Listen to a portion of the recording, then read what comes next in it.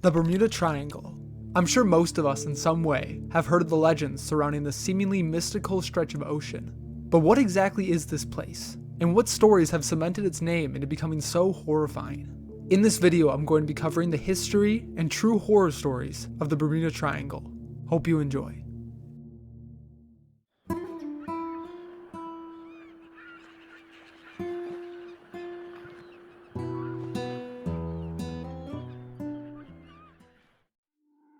The Bermuda Triangle stretches east from Miami, Florida, to Bermuda and Puerto Rico.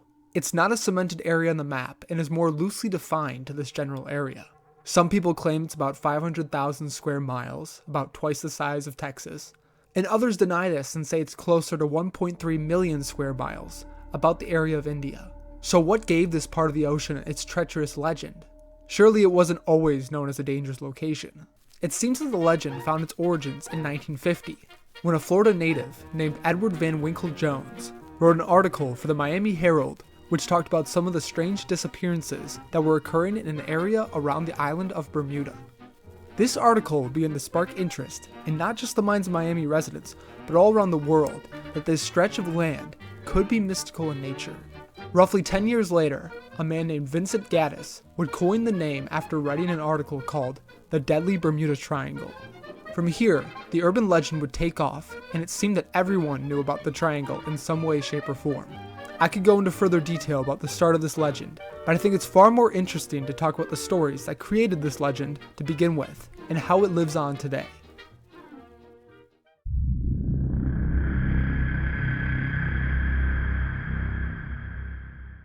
Like a Flying Dutchman, the five-masted schooner, Carroll A loomed through the mist, all sails set but unmanned. The Carroll A was an American vessel that launched in 1919. In the late summer of 1920, captain of the Deering, a man named Willis B. Warmell, led the ship on a voyage from Delaware Bay to Rio, Brazil. Captain Warmell was relatively new to the ship, as the previous captain had fallen ill and had to give over command. This left a noticeable gap in trust between the Deering's crew and their new captain. In September of 1920, the group would arrive in Rio without incident. But while docked in a Rio port, Warmell would meet another ship captain and begin to spill some of the concerning details about the Deering's situation. According to the ship captain, Warmell told him that he had a great amount of disdain for his new crew.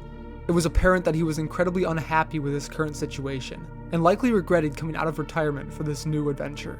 A few months later, the Deering left Rio and resupplied in Barbados. This time, another ship captain would fall on listening ears to the first mate of the Deering, who complained about their new captain.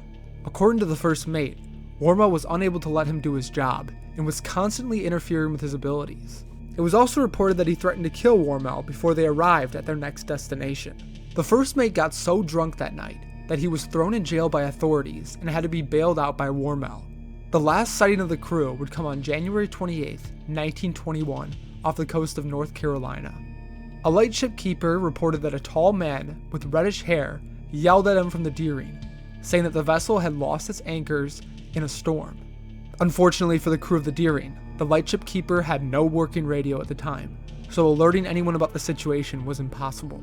On January 31st, 1921, the Deering was spotted once again, but this time it was a ghostly sight to behold. On a small cape off the coast of North Carolina, the ship sat in shallow water with its sails intact and open, but due to harsh conditions, a rescue team was unable to board until 4 days after its discovery. Once on board, the rescuers found that it was completely abandoned. The Deering's steering equipment was horribly damaged, and 2 lifeboats were missing, along with the navigation equipment. It was apparent that the conditions of the Atlantic were too harsh for the ship, but what specifically caused the crew's disappearance? The answer is still unknown to this day, and nobody from the crew has ever been found. Some claim it must have been a hurricane, which had reportedly been in the area during the time of their disappearance. Others point to the crew's rather rough relations with each other, and the fact that the first mate threatened to take the life of Captain Warmell. There are a million different possible explanations for the crew's demise, but one thing is for sure: this story has cemented itself into the history and mysticism surrounding the Bermuda Triangle.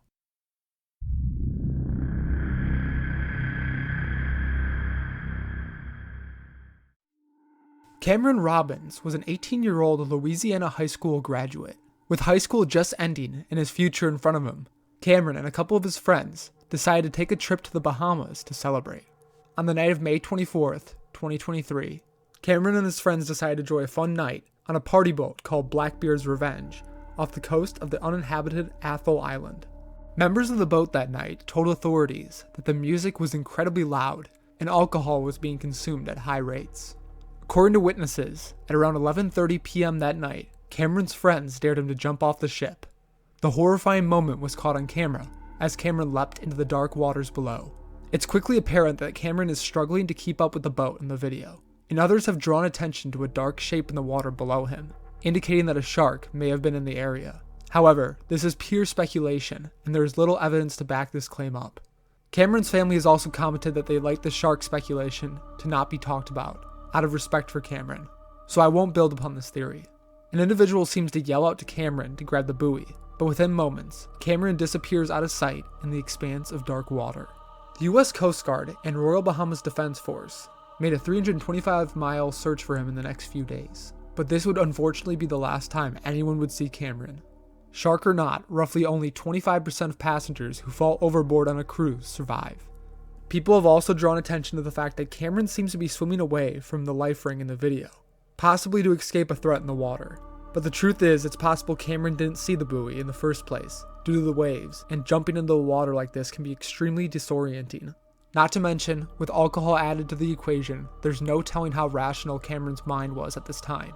Cameron's death remains an extremely tragic tale of a life taken too soon, and the dangers that peer pressure can have. Cameron joins the thousands of other individuals who have suffered horrible fates in the Bermuda Triangle.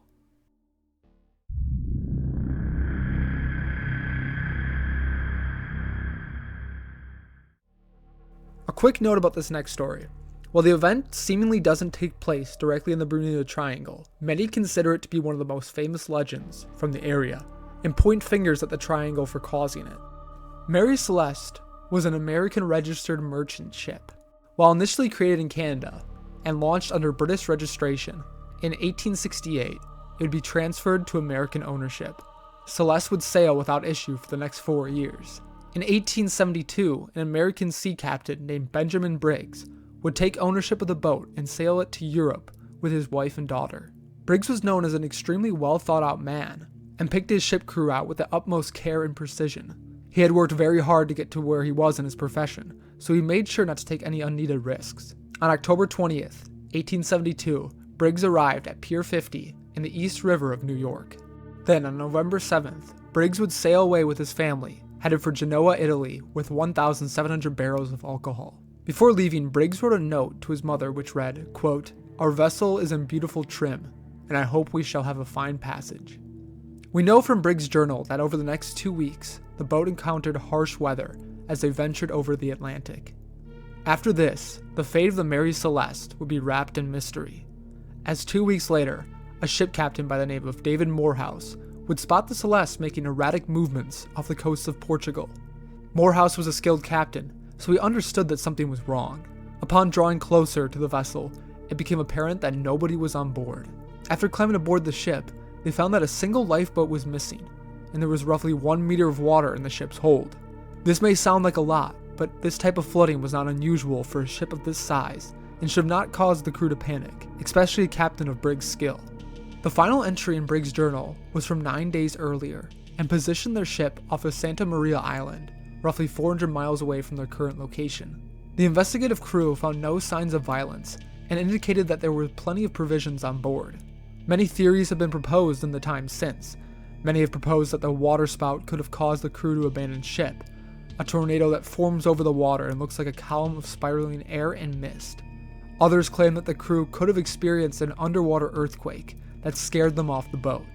There are also some people who have proposed foul play by Morehouse and his crew, but this has not been confirmed and no evidence has been found.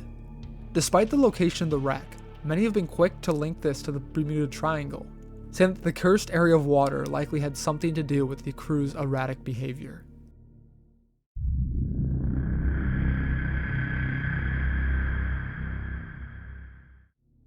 At roughly 2 p.m. on December 5th, 1945, a group of 5 U.S. Avenger bomber planes would take flight off of Fort Lauderdale, Florida.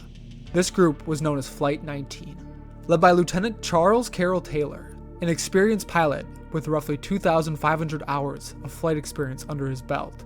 The day was relatively normal. The weather had a few scattered showers here and there, but the wind speeds were not out of the ordinary. The crew was to perform some simple overwater navigation training, but unknown to any of them, this flight was about to go horribly wrong. The crew was to fly east from Fort Lauderdale until they reached the Hens and Chicken Shoals, a tropical sandbar roughly 64 miles away. They were then instructed to continue until mile 83, where they would then turn north for another 120 miles. Then, they were to return to Fort Lauderdale, completing their training for the day. About an hour into their training, strange radio conversations were received back at base between the pilots of Flight 19. One member of the crew stated, quote, "I don't know where we are. We must have gotten lost at that last turn." Shortly after, Lieutenant Taylor was heard saying, quote, "Both my compasses are out, and I am trying to find Fort Lauderdale, Florida. I am over land, but it's broken." The next few hours were a broken mess of differing opinions on what they should do, and confusion over where they were. The men back at base camp attempted to get in contact with the crew, but due to worsening weather conditions, their communications were few and far in between. The last recording of the crew was logged at 6:20 p.m. when Lieutenant Taylor said, quote, "All planes close up tight. We'll have to ditch unless landfall. When the first plane drops below 10 gallons, we'll all go down together." Knowing that these planes were guaranteed to run out of fuel soon, a full rescue operation was put into action. This wouldn't be the end of the disaster, as that same night, a rescue plane with 13 people on board would seemingly vanish off radar within 20 minutes of takeoff. Later that night, a merchant ship off the coast of Fort Lauderdale, Florida, reported seeing a burst of flame that left roughly 100 feet in the air. This was confirmed to come from the rescue plane. None of the men from either flight would ever be located, and to this day people are still baffled on how Flight 19 simply vanished in what seemed to be a relatively routine out-and-back training exercise. The Bermuda Triangle can likely be logically explained, as most Atlantic hurricane weather tends to pass through the area due to the clockwise wind flow. There's also no denying that the area of the Bermuda Triangle sees a lot of traffic every year, making it more likely for disasters to occur due to the sheer numbers. But I still believe the mysticism in the legend to be an extremely interesting one to learn about. There's so much history packed in this relatively small portion of the world's ocean, and researching it has been a blast. What do you think about the legend of the Bermuda Triangle? As always, thank you for watching. If you enjoyed this video, consider subscribing and dropping a like. I cover all sorts of unsolved mysteries and horror stories on my channel. Also, I just opened a Patreon, so consider checking that out if you want to vote on upcoming videos. Have a great day. Goodbye.